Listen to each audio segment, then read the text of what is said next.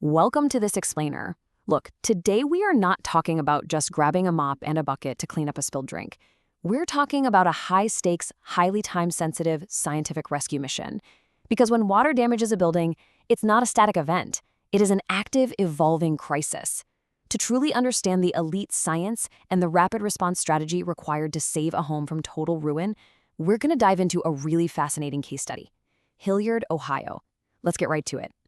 Okay, let's lay out our plan for today. We're going to break this down into 5 parts. First, the anatomy of a disaster. Then, the 3 water categories. The ticking clock, the science of drying, and we'll wrap up with the restoration roadmap.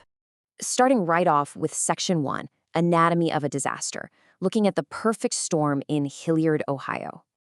Now, we're using Hilliard as our microcosm here because its unique geography perfectly illustrates a universal vulnerability that we all face.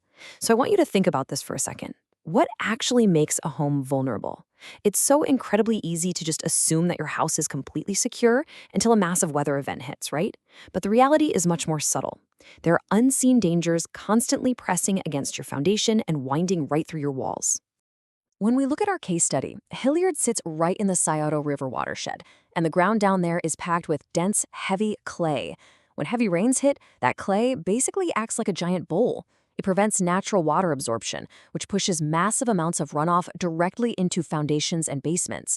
Add to that the extreme central Ohio winter freeze-thaw cycles, the ones that cause ice dams on roofs and freeze up pipes, plus rapid new developments completely altering traditional stormwater drainage, and well, you've got a literal perfect storm for water disasters. And what's really fascinating here is how brilliantly this illustrates a key point. Water vulnerability absolutely does not discriminate by a home's age. On one side of town, you have the Heritage District's early 1900s historic homes. They've got crawl spaces prone to standing water, aging galvanized plumbing that loves to freeze, and fragile plaster walls.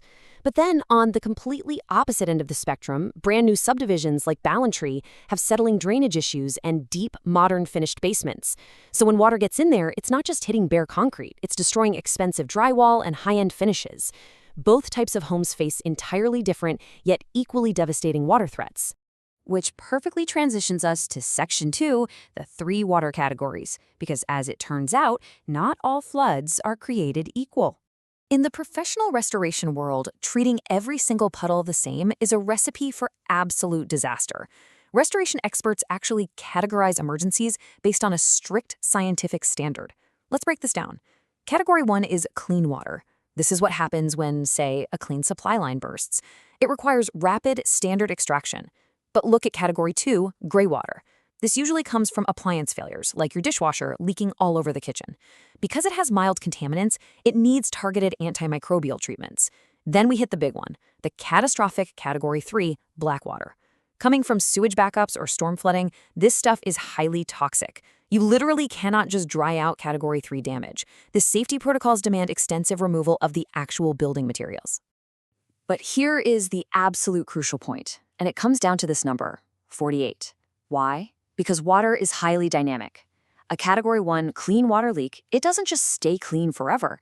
If it sits in contact with your building materials for more than 48 hours, it degrades, absorbing contaminants and actively churning into Category 2 gray water. And that brings us to Section 3, the ticking clock. It is quite literally a chronological race against time. The exact moment water breaches a property, the building undergoes an active, escalating physiological crisis. Every single minute counts. Trace this rapid timeline with me.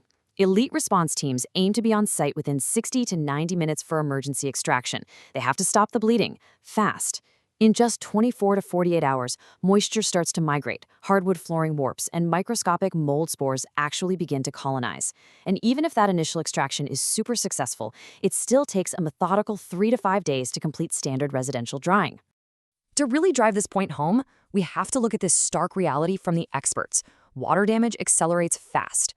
Within 24 hours, moisture migrates through building materials, warps flooring, and creates the perfect conditions for microbial growth. This right here is exactly why restoration is absolutely not a call you back on Monday kind of business. It completely explains why a 2 a.m. emergency response hauling in high-powered, truck-mounted extractors is necessary to save a structure. All right, let's get into Section 4, the science of drying. We are going way beyond the shop vac here. This is where we totally leave behind the DIY mindset and look at the elite science governed by the strict ICRC S500 standards, the rules used to truly save a home. The absolute core of elite drawing is something called psychrometry. Now, I know that sounds incredibly technical, but it's basically just the scientific study of the relationship between temperature, humidity, and moisture vapor pressure. This is a massive aha moment for so many people. Professional drawing isn't just pointing a dusty box fan at a wet carpet and crossing your fingers. It's an exact, calculated science of measuring specific humidity and manipulating vapor pressure to physically force evaporation out of saturated materials. To actually do this, technicians roll out what is essentially an invisible arsenal. Take thermal imaging cameras, for instance. They don't give you X-ray vision. Instead, they detect the minute temperature differentials caused by evaporative cooling. This lets professionals find hidden moisture trapped deep inside wall cavities without pointlessly tearing your whole house apart.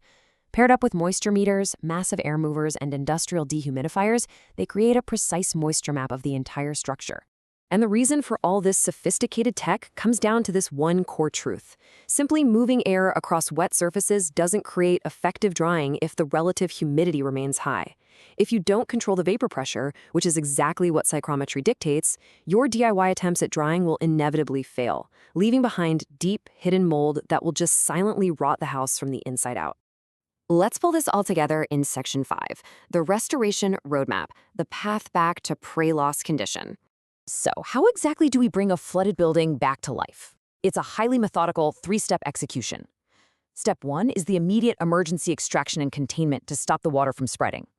Step 2 is the exact science we were just geeking out about, structural drawing and daily monitoring, setting up those tightly controlled psychrometric drawing chambers.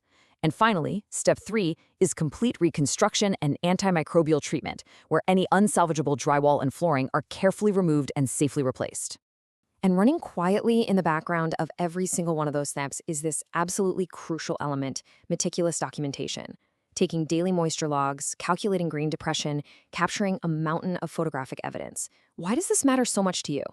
Because this rigorous, science-backed paperwork is exactly what major insurance carriers require to actually approve your claims quickly and without putting up a fight. So we wrap up this explainer with a final thought to leave you with. That invisible clock, it is always ticking. The water might be completely out of sight, but the damage is compounding by the minute. If a pipe bursts behind your walls tonight, creating your very own perfect storm, are you actually prepared to stop it? Understanding the hidden vulnerabilities in your home and the incredible science ready to save it might just be the difference between a quick cleanup and a total catastrophic disaster. Thanks for joining me on this one, and keep learning.